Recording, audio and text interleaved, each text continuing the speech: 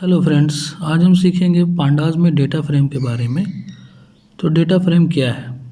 A data frame is a two dimensional data structure. Data is aligned in tabular fashion in row and column. तो data frame जो होता है two dimensional एक structure होता है जिसमें कि रो और कॉलम होते हैं। A pandas data frame can be created using various inputs like list, series, dictionary, array. तो इन सब से हम बना के इस पार्टिकुलर वीडियो में यही सीखेंगे कि कैसे हम डेटा फ्रेम को बनाते हैं। चलिए देखते हैं। तो पहले हम सीखेंगे लिस्ट से डेटा फ्रेम को कैसे हम बनाएंगे। जैसा कि हम जानते हैं कि डेटा फ्रेम जो है वो पांडास लाइब्रेरी का एक फंक्शन है। तो उसके लिए हमें इंपोर्ट पांडास पीडी करना होगा। पीडी यहाँ पे उसका नेम स्पेस है। तो यहाँ पे मैं जो एक लिस्ट क्रिएट कर लेता हूँ। मान लिया ए ले लिया मैंने 10, 20, 30, 40 और चलिए मैं यहाँ पे ABC भी लिख दे रहा हूँ क्योंकि लिस्ट हम लोग जानते हैं कि ये हेटेरोजेनस टाइप एलिमेंट्स को एक्सेप्ट कर सकता है। यहाँ मैं एक वेरिएबल ले लेता हूँ DF और DF equal to PD dot data frame. याद रहे डेटा फ्रेम जब भी आप लिखेंगे उसमें D और F जो है कैपिटल होना चाहिए।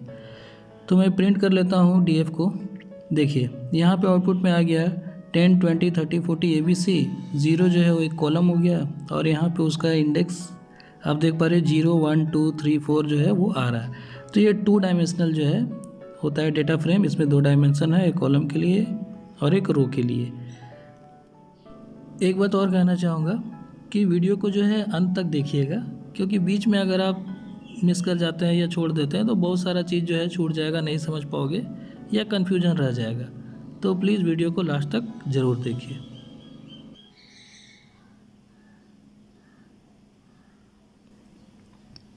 तो चलिए मैं इसे यहाँ से हटा देता हूँ और अब हम लोग देखेंगे create data frame using series. अब सीरीज से कैसे हम डेटा फ्रेम को बनाते हैं। तो इसके लिए सिंपली जो है एक वेरिएबल मैंने ले लिया PD डॉट सीरीज। सीरीज का एस कैपिटल होगा, ये याद हो ही गया होगा। अब यहाँ पे मैं जो है एक लिस्ट पास कर देता हूँ। कुछ नाम लिख दे रहा हूँ, अनुज, काजल, रानी, कुछ भी आप यहाँ नाम डाल सकते हो। मैं रैंडम ऐसे ही कुछ नाम लिख दे रहा हूँ, ठीक है। यहाँ कुछ भी लिख सकते हो, उससे कोई मतलब नहीं है। तो एक मैंने नाम का सीरीज बना लिया। दूसरा मैं एक और B ले लिया वेरिएबल और उसमें मैं एक दूसरा सीरीज बना देता हूँ PD डॉट सीरीज। अब यहाँ पे कुछ मैं न्यूमरिक वैल्यू डाल देता हूँ। इसको आप रोल नंबर, एडमिशन नंबर किसी भी नाम से जो है वो लिख सकते हो। मैं यहाँ सिंपली जो है न्यूमरिक वैल्यू डाल देता हूँ। अब सीरीज जब भी हम बनाएंगे एक चीज़ ध्यान में रखना है हमें कि डिक्शनरी जो है फिर हमें उसका पास करना पड़ेगा अगर हम डेटा फ्रेम बनाना चाहते हैं तो मैं यहाँ पे एक डिक्शनरी क्रिएट कर देता हूँ। इसी A और B जो मेरा सीरीज है इसी से मैं क्या बना देता हूँ, डिक्शनरी। तो डिक्शनरी के लिए मुझे एक वेरिएबल ले लेना होगा DIC।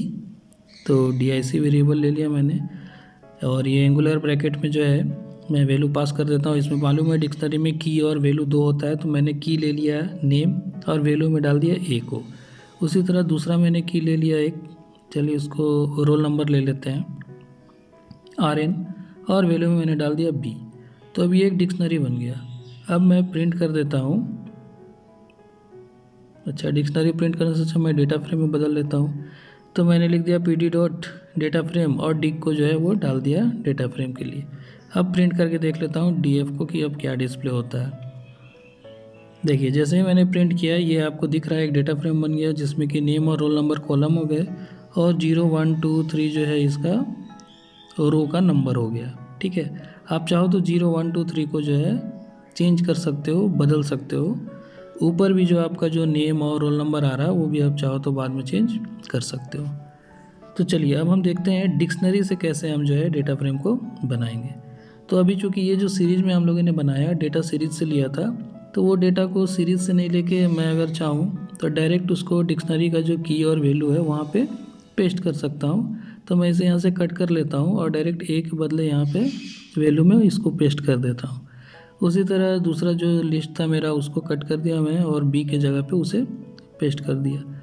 अब ये A और B का कोई रोल नहीं है अभी मेरे पास, इसको मैं कमेंट कर देता हूँ और अब रन करा के देखता हूँ क्या होता है। देखिए वही आउटपुट आ रहा है। तो डिक्शनरी से भी आप इस तरह से जो है सीरीज डेटा फ्रेम बना सकते हो। इसमें भी बिल्कुल वही आउटपुट है, 0 1 2 3 4 जो है आपका ये रो का नंबर हो गया, और ऊपर नेम और रोल नंबर जो है वो कॉलम बन गया। अब अगर आप चाहो तो इसको बदल सकते हो 0 1 2 3 को, इसको मान लिया मैं जो है ABCD में चेंज करना चाहता हूँ, तो इसके लिए मुझे एक आर्गुमेंट पास करना पड़ेगा डेटा फ्रेम फंक्शन के अंदर, जिसको कि हम बोलते हैं इंडेक्स। उसमें हम लिखेंगे इंडेक्स, और इंडेक्स इक्वल टू आप कुछ भी लिस्ट पास कर सकते हो, लिस्ट कॉम्प्रिहेंशन चला सकते हो, या जैसे भी आपको चाहे वहाँ पे वैल्यू आपको प्रोवाइड कराना है। तो मैं यहाँ पे सिंपली जो है लिस्ट में एक वैल्यू पास कर देता हूँ, जैसे A B C और D। चूँकि 4 है मेरे पास, इसीलिए मैं 4 वैल्यू पास कर रहा हूँ। अगर वो ज़्यादा या कम होगा तो आपको एरर आएगा, ये आगे हम देखेंगे। तो इस तरह से मैं इसे रन करके देखता हूँ क्या होता है। देखिए अब 0 1 2 3 के बदले क्या आ रहा है, ABCD आने लगा। क्यों? क्योंकि मैंने यहाँ पे एक नया आर्गुमेंट पास किया डेटा फ्रेम फंक्शन के अंदर, वो है इंडेक्स। तो इंडेक्स इस तरह से आप दे सकते हो। दूसरा एक आर्गुमेंट और हम यहाँ पे देखते हैं डेटा फ्रेम में बहुत ज़रूरी, वो है कॉलम्स। कॉलम्स में क्या होता है, जो कॉलम को आप देखना चाहो वो कॉलम आप देख सकते हो, या जो अरेंजमेंट सेट करोगे वो अरेंजमेंट में कॉलम डिस्प्ले होगा।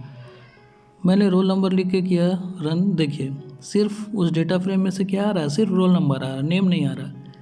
यहाँ पे मैं R बड़ा लिखा हूँ, N छोटा, आप देखिए क्या आया, नोटे नंबर आया है, क्योंकि इस पार्टिकुलर नाम का कोई भी कॉलम नहीं है, कोई वैल्यू नहीं है। ठीक है, तो नेम जो होगा वो उसी केस में होना चाहिए जिस केस में आपने लिखा है। तो अब मैं यहाँ फिर से रोल नंबर नेम लिख देता हूँ। अब क्या होगा, पहले रोल नंबर प्रिंट होगा, उसके बाद नेम प्रिंट होगा।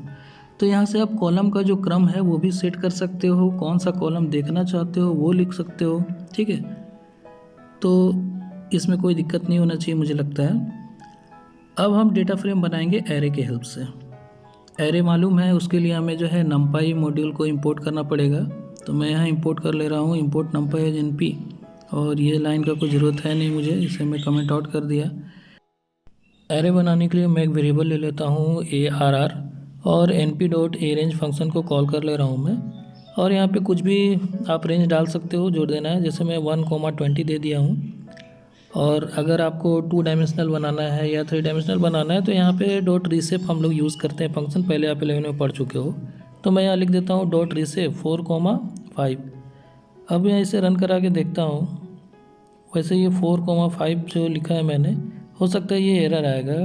क्यों एरर आएगा देखते हैं रन करा के। पहले तो मैं इसे हटा देता हूँ, रोल नंबर नेम इसका कोई ज़रूरत नहीं है अभी मुझे, सिर्फ एरे। अब मैं रन करके देखता हूँ क्या होता है। देखिए एरर आ गया। क्यों आया? क्योंकि मैंने यहाँ रेंज में लिखा था 1 से लेकर 20 तक, तो वो 1 से 19 तक जा रहा था, इसलिए एरर आया। और मैंने लिखा 1 से 21, तो वो 20 हो गया, तो 4,5 मतलब 20 आ जाएगा मल्टीप्लाई होके। तो इस चीज़ का आपको ख्याल रखना है कि जितना एलिमेंट होगा उसका मल्टीप्लाई जो है रिसेप में आना चाहिए। तो मैंने यहाँ पे लिखा 4,5, वो आ गया। ठीक है, अब यहाँ पे देखिए कॉलम में भी 0 1 2 3 4, इंडेक्स में 0 1 2 3। तो मैं यहाँ पे जैसे इंडेक्स का जो नाम है वो चेंज करना चाहता हूँ, तो मैं यहाँ ABCD जो है डाल देता हूँ। तो ABCD डालने से क्या होगा कि मेरा इंडेक्स का जो नाम है, जो रो का जो नाम है वो मेरा चेंज हो जाएगा। ठीक है, देखिए रो का जो मेरा नाम है वो चेंज हो गया, ABCD में बदली हो गया।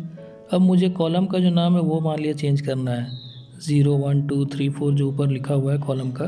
तो उसके लिए मुझे आर्गुमेंट पास करना होगा, क्या, कॉलम्स लिख के हम उसके अंदर जो है वैल्यू पास कर देंगे लिस्ट में। तो मैं जैसे यहाँ लिख देता हूँ फर्स्ट, सेकेंड, थर्ड, 4, 5 तक, चूँकि मुझे लिखना पड़ेगा क्योंकि 0 से लेके 4 तक आ रहा है। तो मैं यहाँ लिख देता हूँ फर्स्ट, सेकेंड, थर्ड, 4, 5। तो आप कुछ भी लिख सकते हो जो आप वहाँ पे कॉलम का नाम देना चाहो। अगर नाम नहीं दिया हुआ है तो आप कुछ भी उसमें लिख सकते हो। तो इस तरह से मैं जो एक लिस्ट पास कर दे रहा हूँ, और फर्स्ट, सेकेंड, थर्ड, 4, 5 मैंने इस तरह से लिख दिया। चलिए अब मैं इसे रन करा के देखता हूँ तो क्या होना चाहिए, कॉलम का भी नाम बदल जाना चाहिए। देखिए बिल्कुल बदल गया, कॉलम का नाम हो गया फर्स्ट, सेकेंड, थर्ड, 4, 5। तो डेटा फ्रेम जो मेरा फंक्शन है उसके अंदर ये कुछ आर्गुमेंट्स है जो हम लोग यूज़ करते हैं जनरली, इंडेक्स, कॉलम्स, और एक D टाइप भी हम लोग यूज़ करते हैं। तो उसको आगे हम लोग जो है वो चेक करेंगे। अब यहाँ मैं रिसेप को हटा देता हूँ और रन करा के देखता हूँ। देखिए जैसे ही रन किया यहाँ पे एरर आ रहा है। क्यों एरर आ रहा है? क्योंकि मैंने जो इंडेक्स और कॉलम्स लिख के रखा है वो बहुत ज़्यादा है। क्योंकि अभी जो डेटा हम प्रोवाइड करा रहे हैं एरे से उसके अकॉर्डिंग इतना रो और कॉलम नहीं आने वाला है। ऐसे मैं रन करके देखता हूँ, देखिए, और उस समय हमने ABCDEF और first second third fourth fifth सब लिख के रखा था, इसलिए वो एरर आ रहा था। तो इस तरह से जो है, अगर जितना आपके पास एलिमेंट होगा, जितना रो और कॉलम होगा, उतना ही आपको जो है लेबल उसका देना है इंडेक्स और कॉलम्स में। तो आज के लिए इतना ही। नेक्स्ट आगे और देखने के लिए जो है बने रहिए, देखते रहिए और सीखते रहिए।